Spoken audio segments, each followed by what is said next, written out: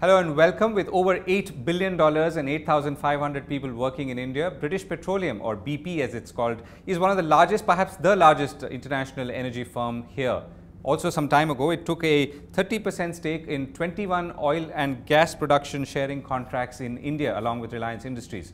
I'm now joined by Sashi Mukundan, CEO of BP in India, and we're going to ask him what his experience has been in India so far and also some thoughts on what he sees as the challenges as well as the opportunities, including on the regulatory front. Sashi, thank you very much for joining us. First question, can you describe for us of the broader energy situation or scenario or landscape, both international, regional, and then we'll come to India in a moment. So globally, you're seeing a big new trend emerging.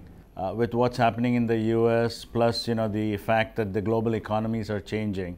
With the impact of the global economies, you're seeing most of the developed countries' demands going down, and most of the demand growth is happening in the what I would call the emerging markets, the BRIC countries, China, India, Brazil, and you're also seeing most of the new production also coming from the typical countries where you would have normally seen production coming out of.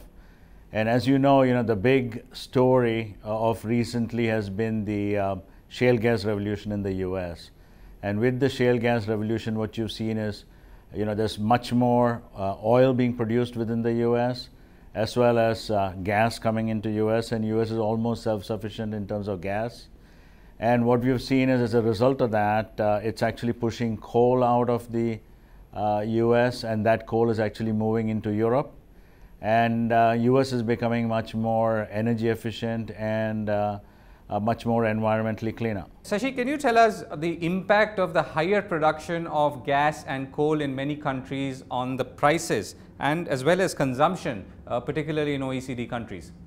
Yeah, so if you look at the US shale gas, what's happened is, if you go back maybe about 5 or 6 years ago, with the gas prices going up in the US, prices had reached as high as $15 a million BTU, which is a unit of gas.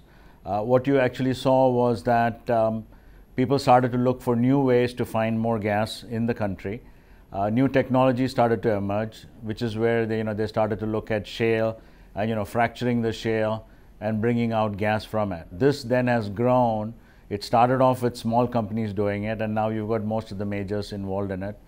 And all of a sudden, you've got a huge gas revolution, which actually has allowed US to bring the cost of their gas down.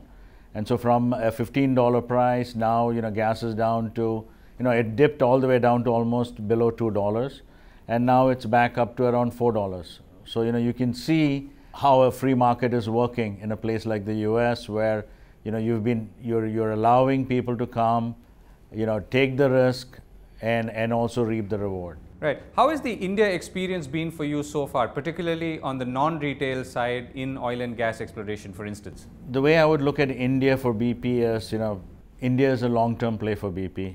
We've been here for a little while. It's been mostly in the consumer side, with the castor lubricants business. Now we're looking to scale that up to the traditional BP businesses, which is oil and gas. We came here 2 years ago. We joined hands with Reliance, where we've set up an alliance to explore the deep waters of India. Over the last couple of years, it's been basically we've been spending the time planning, looking at the blocks that we had, decide what we want to do with it, how do we take it to the next scale. 2013 has been the year of execution, where we've actually started moving forward in terms of exploration. We had our first exploration well, which was drilled in the first quarter, and we had a success in that. And then moving forward, we are again drilling more exploration wells in the Kaveri Basin, in the Krishna Godavari Basin, as well as we're starting to move projects forward. These are projects where we have discovered resources sitting in the ground, which we are now taking to market. Overall, between BP and Reliance, we have close to 5 trillion cubic feet of gas, which has been discovered, which has a market value of roughly around $50–60 billion if you take it in terms of avoided LNG imports. And how would you describe your efforts so far in India against other countries, particularly if you were to measure effort to output? So I would say, it's early stages in India. We've just started the journey here. So far, it's been pretty good. Our first well, we were successful. We're now drilling our second one. What I would say is that the prospectivity, if I compare it to a lot of the places, may not be that high. But, since we have, shortlisted a few blocks and we are focusing on those, we expect to at least, come up with a material business in India. The whole intent is to build a material business in India. And we believe with the assets that we have, we should be able to get there. Is it as prolific as some of the other basins that you see around the globe? It probably is not. But what's exciting about India is that, we are right in the middle of a very large market. And anything we can find, every, drop of oil or every molecule of gas we can find, we clearly have a market ready to consume it. Right. So what lies beyond the KG&C effort that BP is undertaking in joint venture partnership? So I think the way to look at our upstream business, and then I'll go down to the downstream. On the upstream, what we call the exploration production business, you should look at it as three parts. We've got the existing, production field which is producing. We will continue to produce that. We'll continue to enhance that and make sure that we get every drop of oil and gas out of that field. The second part is the discovered resources which are sitting, which are awaiting certain approvals, which, we are now in the process of getting those. You heard about the gas price, with that coming along, it allows us to move forward on some of these projects. And then the third area is the exploration side, where, we will be looking at new areas where we'll be looking to find new resources, which then will open up, new hubs, what I would call new hubs similar to KG Basin, on the east coast of India. So that's the upstream business. Beyond that, as you know, we are in the lubricants business.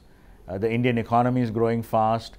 You've seen the growth in the automobile sector as well as the commercial vehicle sector. So this is areas where we would be, growing at pretty fast pace and, providing lubricants for that. In addition to that, we're becoming a big player in the petrochemical side, where we've been supplying petrochemicals into India. Now we are providing technology which will allow Indian manufacturers of petrochemicals to become more competitive. And we ourselves are looking at setting up petrochemical plants in India. We've been in discussions with some of the Indian national oil companies for doing that. So these are all areas that are growing for us. In addition to that, something that's unique in India for BP is the fact that, we are also using a lot of the Indian talent and Indian services. So for example, we've got $500 million of outsourcing that we do to India, to Indian companies, where they are doing a lot of our IT applications. They're developing those and maintaining those in India. In addition to that, we do some of our procurement back office work in India. And a large part of our BP shipping fleet is manned by Indian crew. These are Indian captains, Indian chief engineers and officers. So quite a diverse area. And if I summarize it, I can say, India provides BP with 3 M's. The first M is molecules, second M is markets, and the third M is the minds of people. You spoke of the partnership route. Is this a strategy that BP would be adopting, let's say in areas like petrochemicals where you spoke about? Would we see this going into more areas? No, so the way we look at it is, it's not necessary that we need to have a partner, but what's happening is, as we explore opportunities, we are finding opportunities which are niche, which, come with a partner. So the idea is to, use that, bring in our technology, bring in our capability, use our partners' India experience, and ability to execute in India. And, that gives us a tremendous combination to actually be successful.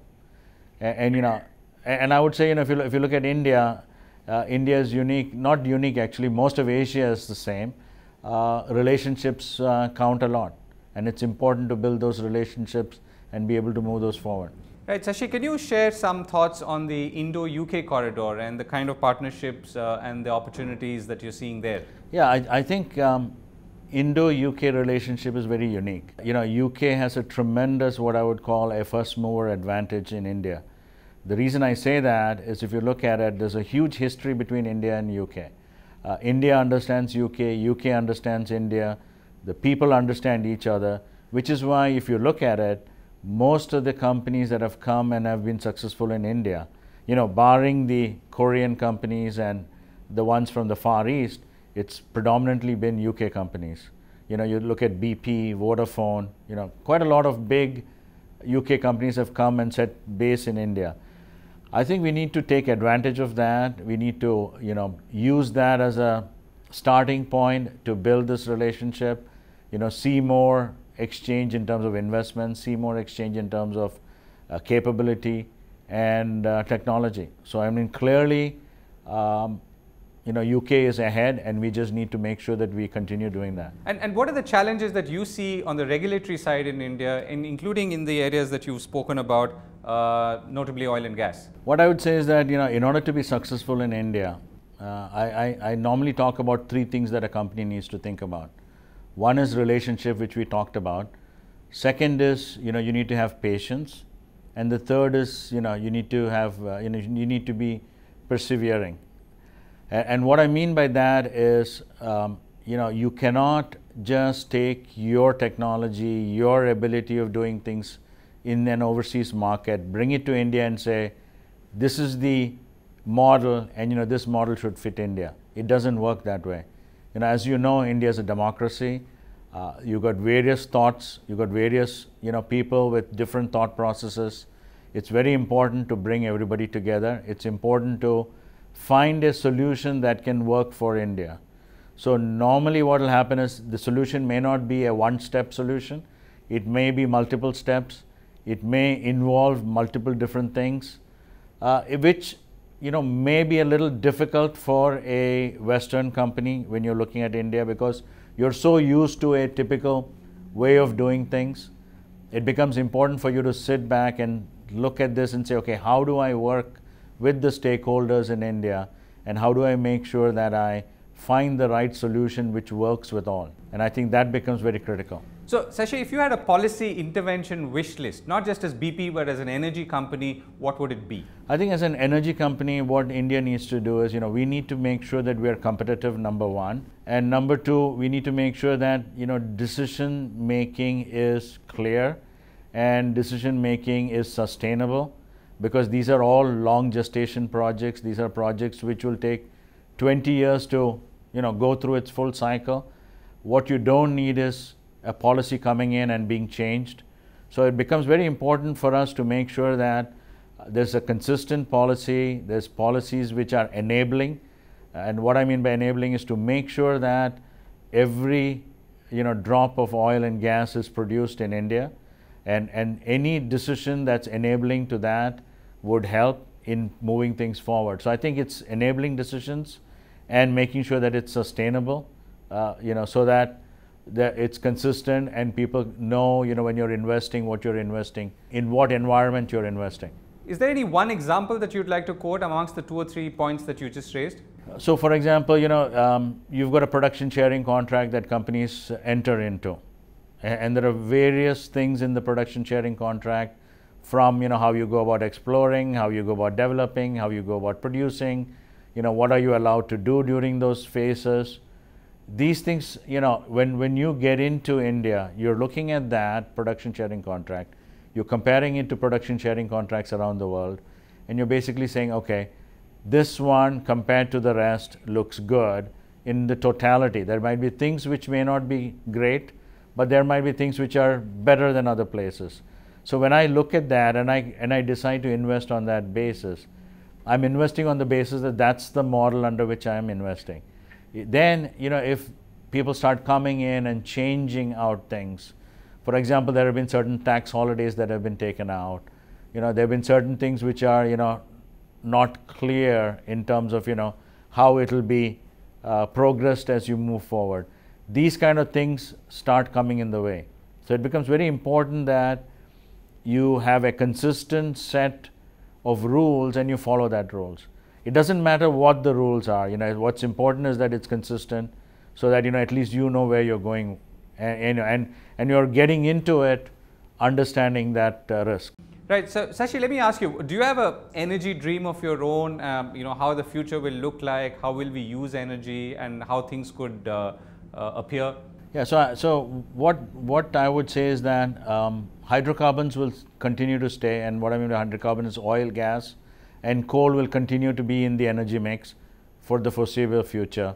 You will see nuclear coming in more, you will see renewables coming in, but these are all things which will take its time. What's going to be important is how we find ways to exploit and explore and find these things more efficiently. How do we find ways to utilize it more efficiently? Whether it's hybrid cars, whether it's more efficient power plants. Nowadays you got power plants which gives you conversions of 60+%. And so as we start seeing more energy conservation, more energy efficiency, that will also reduce the amount of energy that's required. The other thing that you're seeing is, from a technology standpoint, we're moving much faster in the energy space, and what you're seeing is much advanced technologies getting utilized.